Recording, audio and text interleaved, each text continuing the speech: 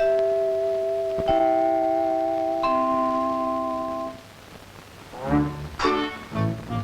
wake up every morning when the clock strikes 8. I'm always punctual, never late.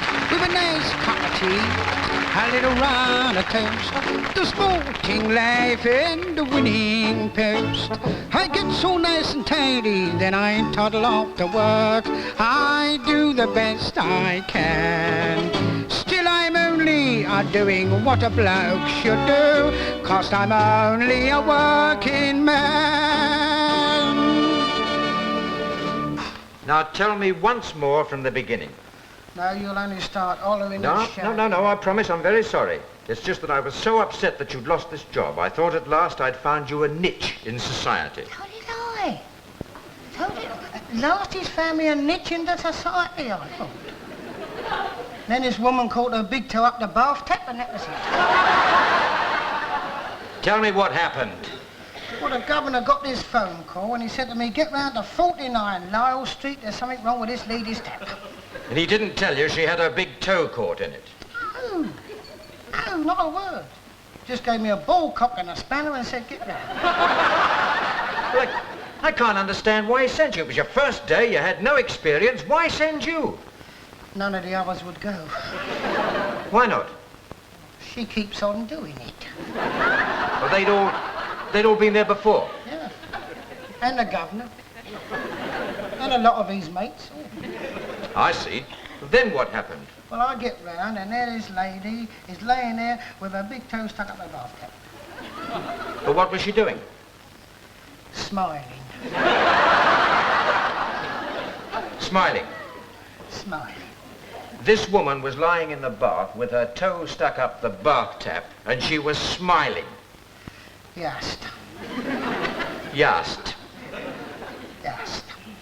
And she said to me, do not be embarrassed, young man, 'cause I keep on doing it, and ain't it a good job I use a lot of water.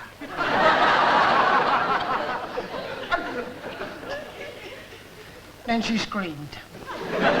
What did she scream for? I turned the tap on. Well, why should that make her scream? The hot water tap. And that was the tap she had her toe stuck up. Yes, I thought it would pop it out. Then I dropped me ball cock and she screamed again.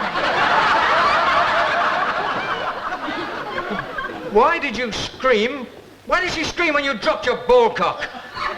Well, she didn't exactly scream when I dropped me ball cock. She screamed when I picked me ball cock up. Why did she scream when you picked it up? I dropped it in the bath. And as I went to pick it up, it got tangled in the chain and the plug come out, you see, the plug, and I wanted to turn the two taps to keep the decent level of the water, and then I tripped on the soap and fell in.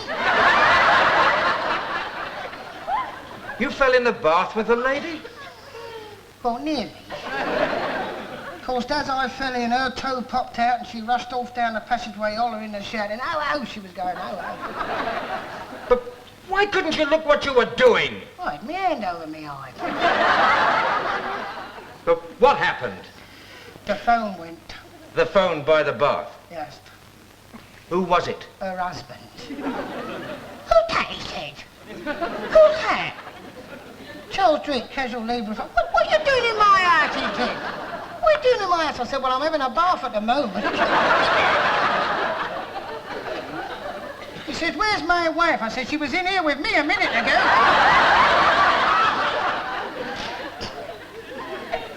Then he hung up. 20 minutes later, he came round and punched me in the eye. 20 minutes later, he came around and punched you in the eye?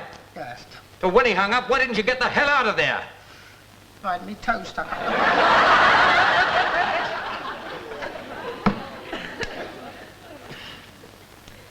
Now, I've heard some wonderful stories from you in my time, but that beats them all. If you think I'm going to believe that, you're crazy!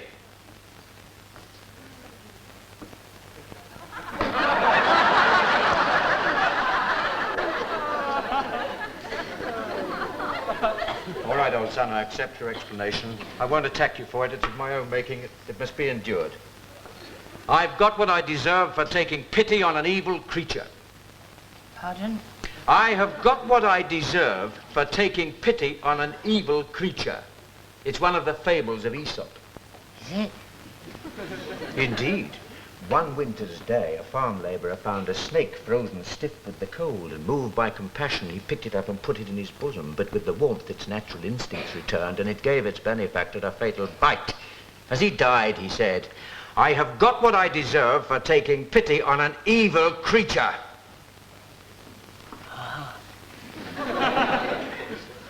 Oh, you will have to forgive me, Mr. Wickerter.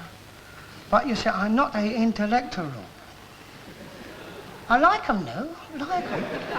The John Freeman and the Robert Boothby and all them, I like 'em.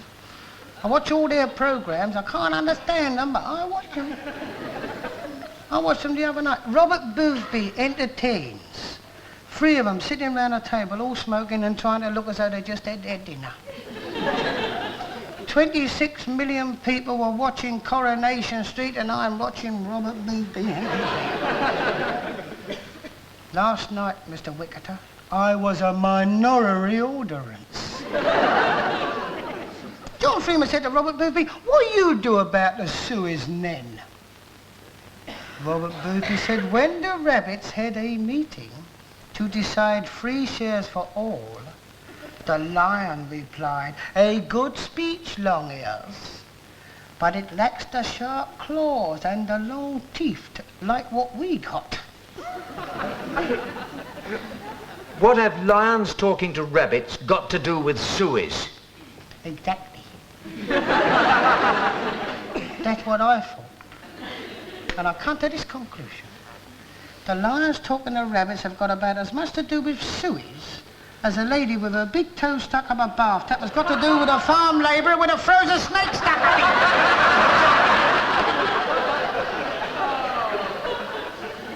Now, you mustn't sneer at wise old sayings. Used in the proper context, they can be of great assistance in business life. For instance, a bird in the hand is worth 2 in the bush. Now, what does that mean to you?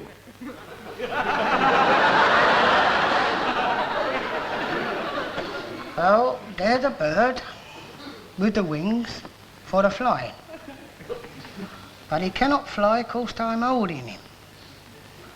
Over there in the bush there's another 2 birds, and they can fly, 'cause I'm not holding them. But the bird what I'm holding was gonna fly to that bush, and 2 of them 2 birds were to fly too. But he cannot, 'cause I'm holding him. And those 2 birds in the bush cannot fly either, 'cause they don't know where to go. Yes, but what does it signify? If you're a bird, keep away from Charlie Grant. All right. Try this one. It's a long lane that has no turning. The M1. A rolling stone gathers no moss. £1 million a year and a guitar full of dandruff. It is easier for a camel to go through the eye of a needle than for a rich man to enter the gates of paradise. You want to go to heaven by a camel? What? You know my trouble, don't you? Know where I've gone wrong? I've been trying to make a silk purse out of a sow's ear, and it's destroying me! Serves you right, I know! I catch you doing it, I'll report you to the RSPCA. I wonder what you did when you left here at night, you nasty, wicked, vicious old twit! You don't understand. What I meant was it's impossible to turn a donkey into a derby winner. Therefore, it's impossible to turn a sow's ear into a silk purse. Or similarly, you into a useful member of society! You're right, I know, of course. If the turning me into a useful member of the society means cutting off a pig's ear, I will soon as there's on.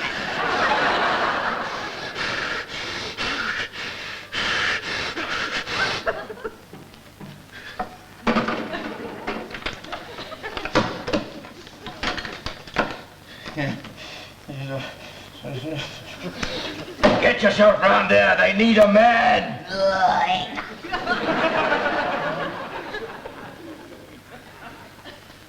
SUYP.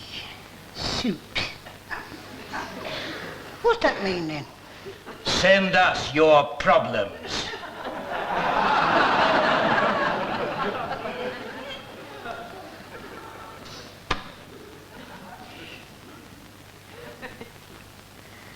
That's synonymous, isn't it?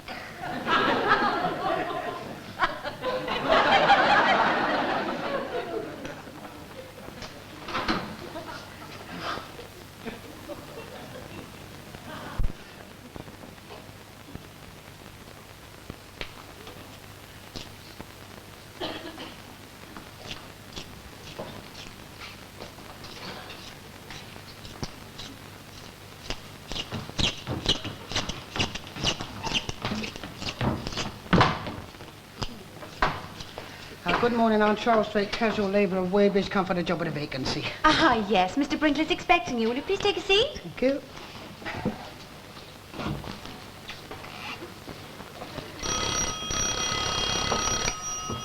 Hello, Soup. Can I help you? Ah, yes, Mrs. Barclay. They're being flown in. They should arrive at London Airport by 4. We'll rush them to in a very fast car, and you should have them by 4:30. It's a pleasure, Mrs. Barclay. If you're in the Soup, send for Soup. Goodbye. Excuse me, this SUYP, send us your problem. What does it mean? It means precisely what it says. If you have a problem, send it to us. No matter how great, no matter how small. For instance, if you lost your copy of your family tree, we would retrace it. Or supposing you broke a piece of your very best Crown Derby, we would replace it. Suppose I had my big toe stuck up a bath tap. We would remove it. Remove it. Morning, you came for a job and all? No, I'm waiting for her. You'll have to wait a damn long time, too. Sylvia, darling, you're being unreasonable. Surely we can sort this out like two normal human beings. Me unreasonable? I like that. It's you that's being unreasonable. In fact, if you hadn't been so unreasonable last night, it would never have happened. Well, all right, but it has happened. What the hell are you going to do about it? I don't know. I don't know. I'm so worried. I couldn't sleep all last night for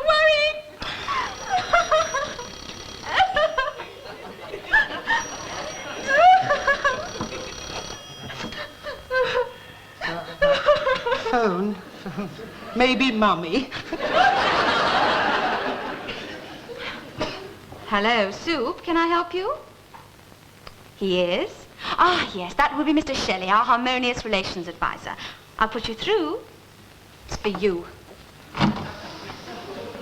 Hello? Yes, indeed it is. And how are you this morning, my dear Mrs. Corley? Yes, I wrote you a letter about your little problem. Well, briefly, what I said was this. You won't solve anything by shouting at each other. If you can both get together in amity and friendship and listen to each other's side of the story with patience, tolerance, and above all, understanding, then I'm sure your problem will be solved. Oh, no, not at all. Thank you, yes. And remember, if you're in the Soup, send for Soup. Goodbye. What the hell do you expect me to do about it? The least you can do is apologize. Apologize? Apologize for what? I don't even know what I'm supposed to have done. If you don't know what you've done, I'm not going to be the one to tell you. Then how am I supposed to find out? You know perfectly No, well. I don't. Yes, you do. Look, if I knew, I would say, wouldn't I? No, you wouldn't, because you're so stubborn. Stubborn? Nonsense! Don't think I'd stand here arguing with you if I had the remotest idea what you're talking about. This is the most disgusting exhibition of selfishness and...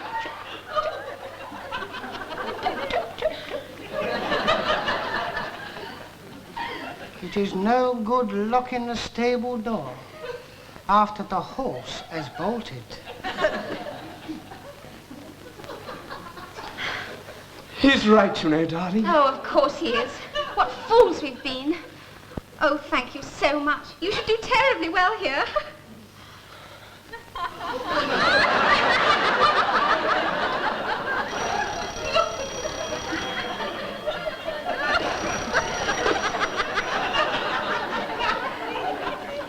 Phone? Hello? Yes, Mr. Brinkley, right away.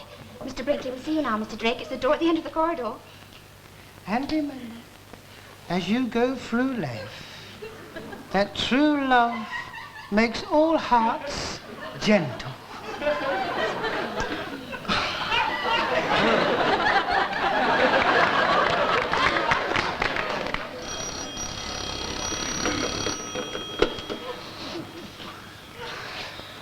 Hello, Sue. Can I help you? He is. I'll put you through. It's your wife. Hello, darling. Yes, I'm afraid I can't for a moment. Something's just come up.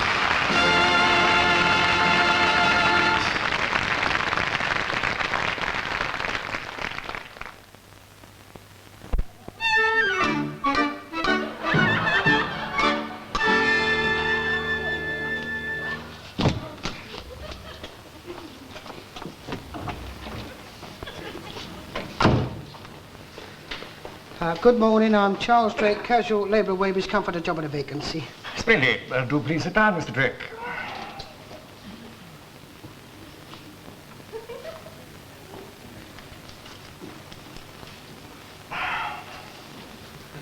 Now then, tell me all about yourself. Oh, what do you want to know? Everything. Well, I'm Charles Drake, the casual labourer of Weybridge. One moment, please.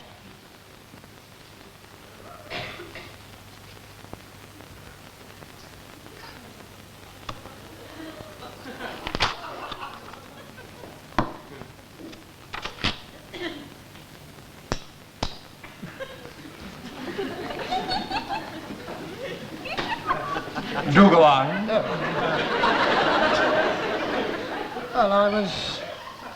I was born at the Elephant and Castle with my mother. Her name is Violet, and she's little and cuddly. I had lots of brothers and sisters, mostly boys and girls. And every Saturday we used to go to Buckingham.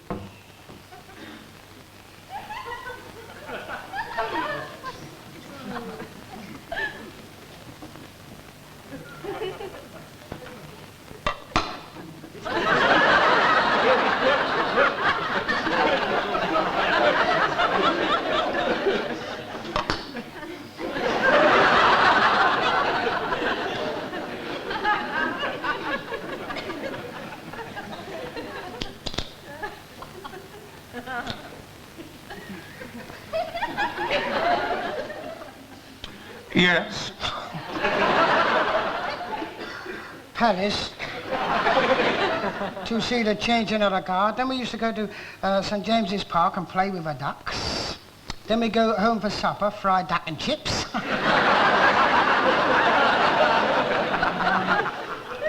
Then we moved to the east. Speaking. July the 4th.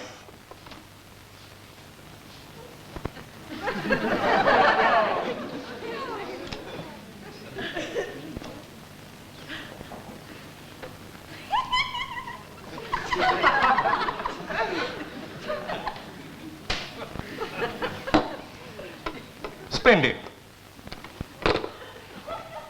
You were saying? Dock Road. It was a very poor neighbourhood. In fact, if we paid the rent, the police used to come round out to find where we got the money from.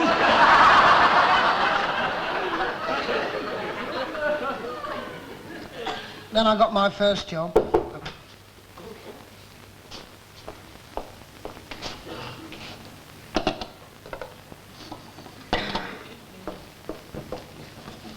My first job.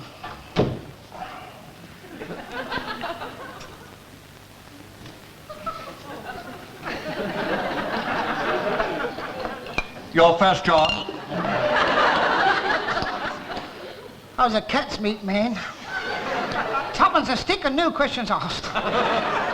And I sold bundles of firewood and police could be able to string back. And then I did 3 months bottling for a sword swallower in the Mile End Road.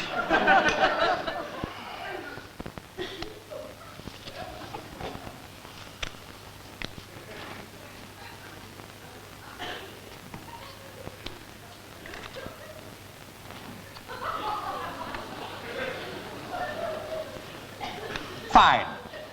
Now, you run along and see Mr. Dunlop, our personnel manager. He'll fix you up. Oh, thank you very much.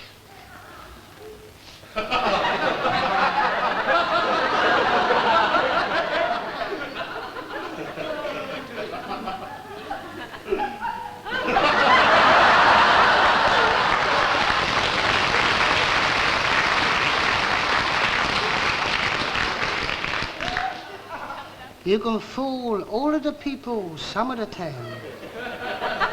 And some of the people all of the time. But nevertheless. By gad, you're right. You should do very well here.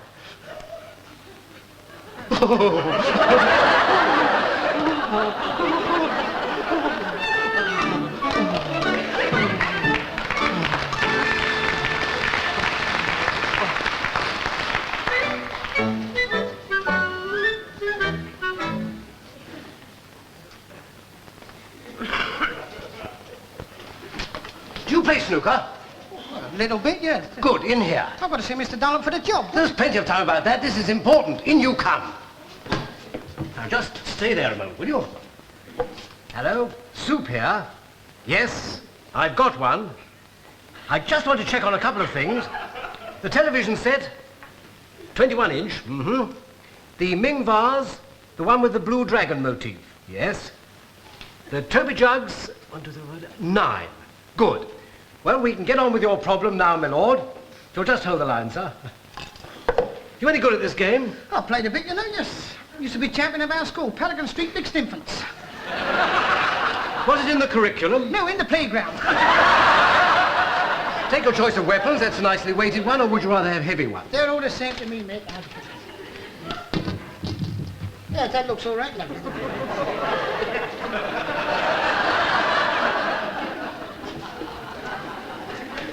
Right, toss you for break. Huh? Have you got a coin? Got a Oh, coin? yes, half crown.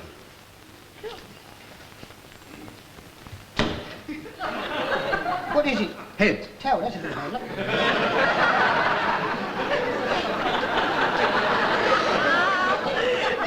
So go down, break the pack. I might leave you on. Put a bit of bottom on it, put you behind the back. The left hand shoulder screw shot off the blue. It's a problem, isn't it? Think I'll send for soup.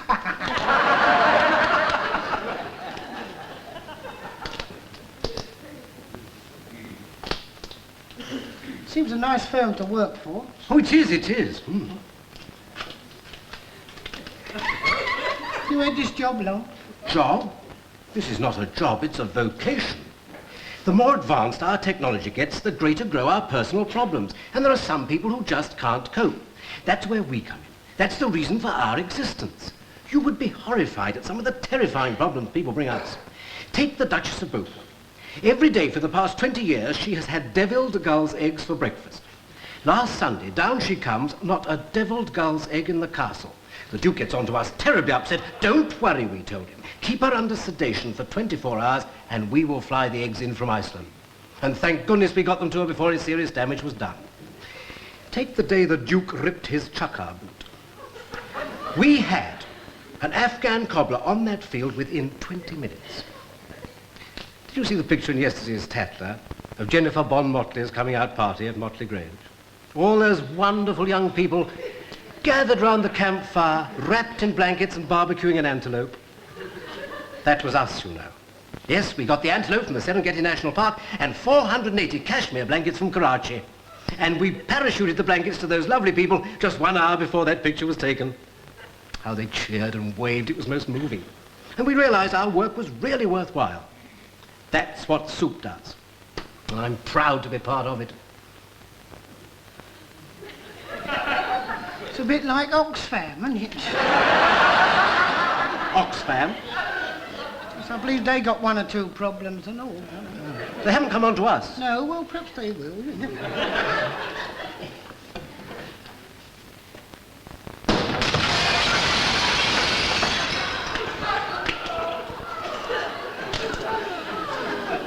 Good shot. I told you I'd done a bit, you know, eh?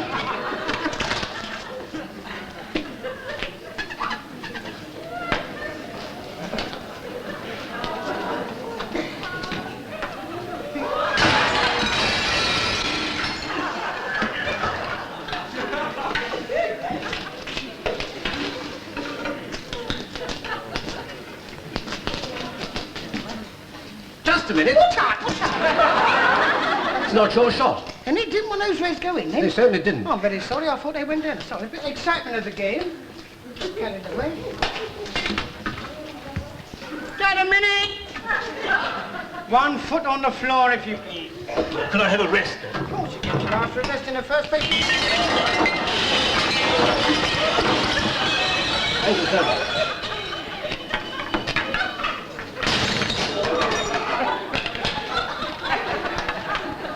Bad luck, you should have took it off the cush, dear.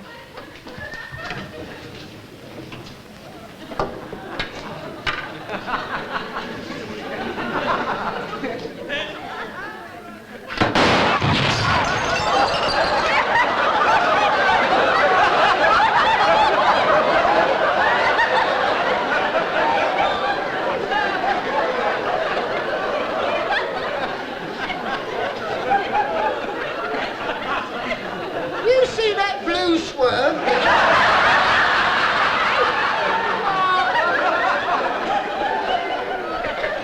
You're behind this table against the nap, you great itch. Oh, sure.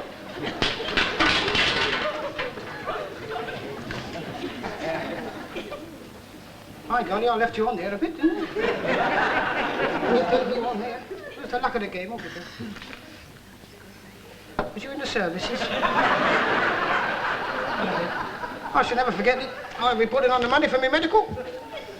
Stiff, he said. There I stood raw. Raw. You see that white marble slab lay on it? I went, oh, he said, you're in the body's mop.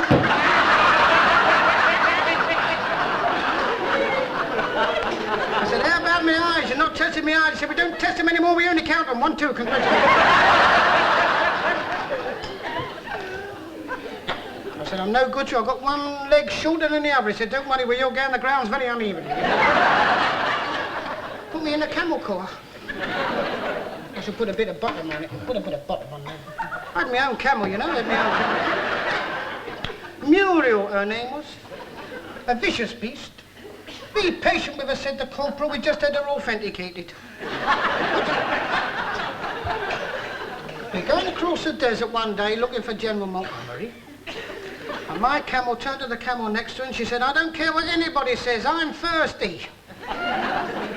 So when we found Monty, I said, excuse me, sir, can I take my camel for a drink? He said, she's too young to drink, take her up the pictures. I should come down for the black if I were you. I took her up the Oasis and she bent down to drink. She drank and drank, I couldn't move her. Get up. I said, no, I've got to get you. Wouldn't move, wouldn't budge. Along came an elder. And out of the elder stepped a lovely princess. Hello, cheeky, she said, making an oriental gesture. She said, are you in trouble? I said, well, yes, you see, me camels sat down to drink and I can't budge it. She said, you turn your back, I'll move it. I turn my back, look round, there's a camel galloping across the desert. I said, by golly, that's clever, how'd you do that? She said, I just tickled its belly. I said, you better tickle mine, I've got to catch it.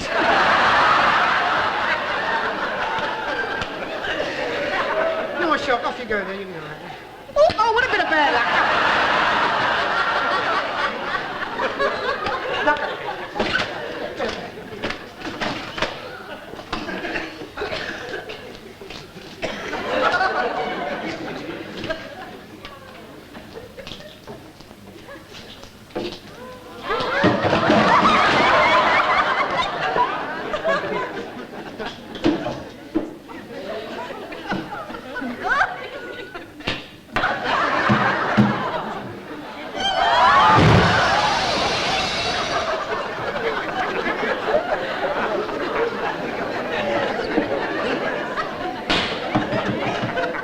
Don't think I'm going to lose 4 points for that, do you? Hey?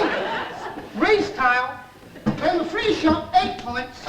Rule number 28, Blackpool 1923. Jump the white over the black, into the black, red over there. Excuse me, what's up? We normally have brandies, you see, brandy and soda. Hey? Would you like a brandy and soda? Yes, that would be nice. Yes, I would love it. Lovely. Yeah.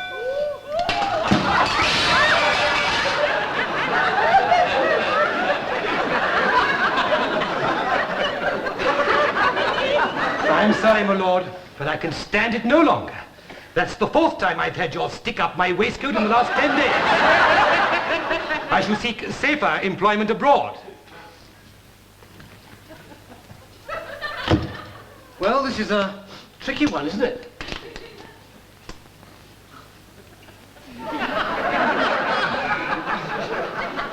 Wonderful what they can do with plastics. Well, the problem's quite straightforward. It's the answer that's somewhat complicated.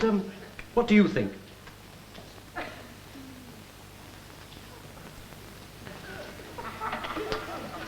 If the cap fits, wear it. By Jove, you've got it! I've solved your problem, my lord. You need a bigger billiard room. Welcome to Soup. So they were all delighted with you, and they all shook your hand and said, welcome to Soup. And here's to a long and happy association. And then they sent you on your first assignment, right? Right. What happened? I